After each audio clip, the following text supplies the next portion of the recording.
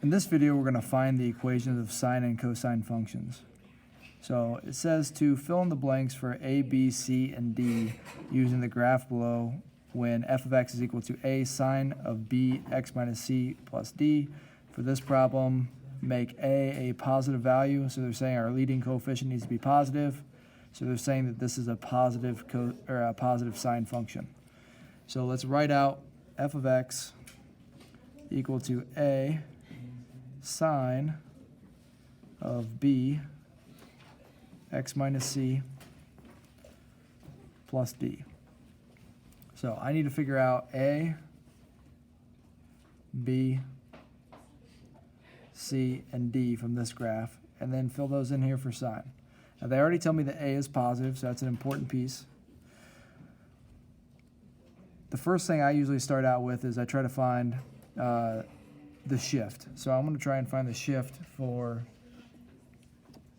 the d value, essentially the vertical shift for this function. So what I like to do is I split the function in half, because the sine wave is going to have a peak and a trough, and they're going to be the same distance from each other, or same distance from the middle. So I'm using this screwdriver to split the function. You can see that it's split at 1, and so the function has been shifted from 0 up to 1, so it's been vertically shifted by 1. So I'm going to say that my d value is 1, because usually the sine function will oscillate back and forth across the x-axis. So that's been a vertical shift of 1. The next thing I'll do is I'll try to find the a value. So again, I'm going to come back, split the function, and my a value, they say, is positive, and then I always just count basically how high the peak is from the middle. So if I'm at 1 and the peak is at 3, the distance between those two is 2. So my a value would be a positive 2. And then after that, I'm going to find the b value. So the b value is going to be, you're going to find it by looking at the period. So let's first write down what the period is. The period is going to be the distance between the peaks. A lot of times is how they define that, but it can also be the distances between any points on the graph that start to repeat. And you can see that this point and this point, we would start to repeat the function again. So we're going to take the distance between this point and this point, subtract them. So 9 pi over 2 minus pi over 2. You're going to get 8 pi over 2, which is 4 pi. Now the normal period, so normal period for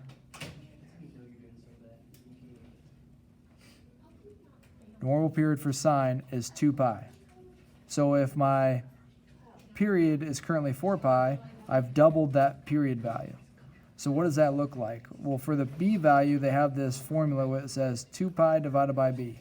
So essentially what they're saying is the b value inside the sine function acts opposite of what you see. So if I have a b value that is not a whole number, I will essentially be dividing my period by that number. If my b value is a fraction, that's actually going to multiply this period value. So how do I get 2 pi over b to end up being 4 pi? Well, let's set it equal to 4 pi and solve. If I go to solve that, I'm going to multiply by b across. So I have 2 pi is equal to 4 pi times b. Then I'm going to divide by 4 pi on each side. And 2 pi over 4 pi will be 1/2 is b. So I found my b value, which is 1/2. So again, like I said, if this is a fraction in there, it's actually going to be a multiplier for my period. And the last piece is I got to find the c value. Well, I can find the c value by looking. I know that this point for sine is usually on the y-axis. So this x value is the shift to the right for c, and it's moving to the right, so we'd say that this is a shift to the right of pi over 2. Now we can fill all that information in for our function.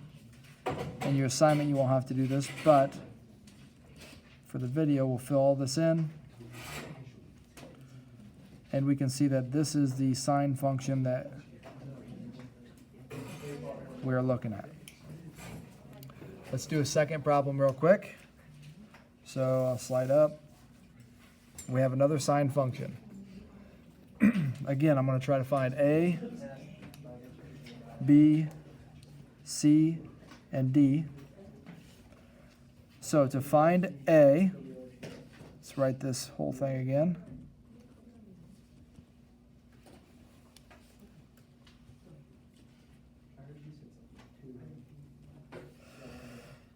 Okay, so we wrote this sine function again. We're going to find A, B, C, and D. I'm going to start the same way. Start by finding D. They do tell me that my A value is negative, so that's something important to keep in mind. So the middle of the function would be at -2. So that means that I've been shifted down from the x-axis to -2, so D is -2. My amplitude, it looks like it goes from -2 and it touches the 0 mark here. So that would be up 1, 2. So my amplitude is 2, but they tell me A is negative, so I'm going to say that that's -2. And then I'm going to find my B value by, again, finding the period. So the period is going to be 17 pi over 4 minus pi over 4, which is 16 pi over 4, which is 4 pi. So I'm going to use this formula again where 2 pi divided by b gets me the period. So that is actually equal to 4 pi. And just like in the previous example, if I solve this, multiply by b,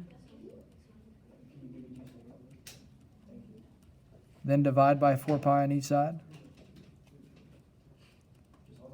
I get 1/2 is equal to b. So my b value is 1/2. And then I'm going to find the c value. So the c value, this would typically start at 0, 0 around the y-axis. It's been shifted to the right, pi over 4. So my c value is pi over 4.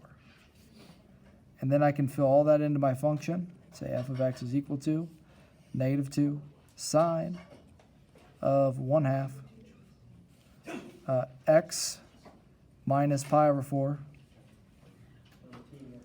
minus 2. And that's how you write equations for the sine function. Let's go ahead and do the cosine function now. So the cosine function is going to be similar to the sine function. We're going to look and read this problem again. They say that the a value is negative.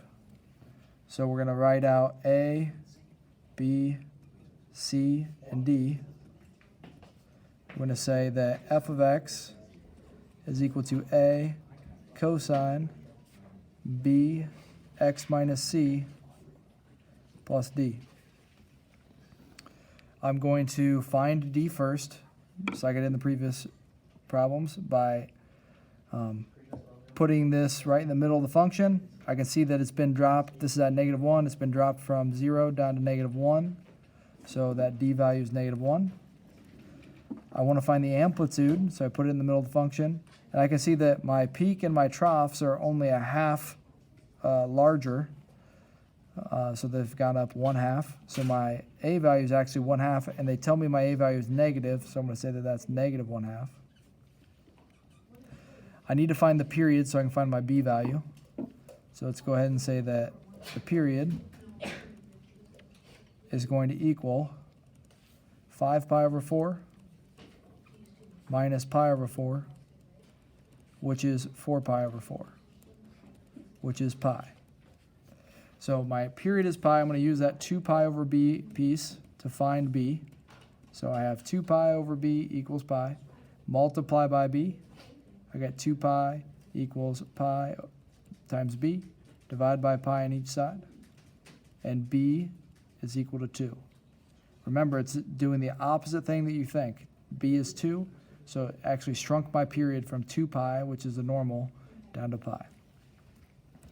Then the c value, cosine always starts basically at the peak. It's either going to start at 1 or at -1, like when we were talking about the y-axis. So this has been shifted from the y-axis pi over 4. So this is a right shift pi over 4. I can put c as pi over 4. And then I'm going to go ahead and write in that this is negative 1/2 cosine of 2 x minus pi over 4 minus 1. Let's do one more problem of cosine.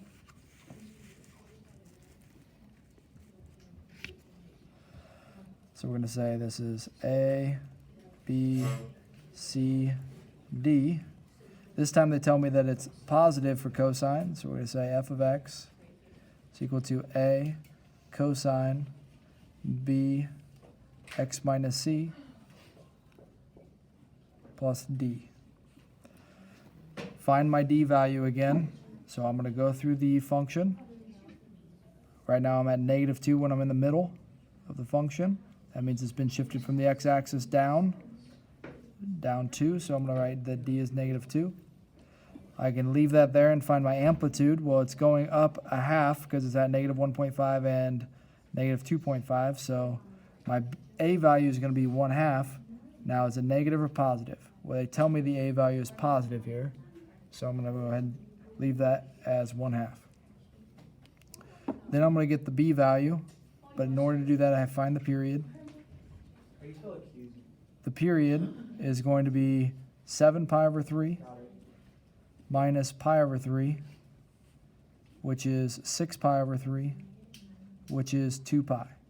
So if my period is 2 pi, when I do this 2 pi over b equals 2 pi, well, obviously b is 1 there, because in order for them to be the same, which they already are, b would be 1. So I'm going to put a 1 there. And then I can look at my shift, which is this is the peak. It's usually on the y-axis. So it's been shifted pi over 3 to the right. So I'm going to go ahead and write pi over 3 here for C. So my f of x is equal to 1/2 cosine b value, which is 1. Don't really have to write it, but I did anyways. X minus pi over 3 minus 2. So that's how you write equations for sine and cosine.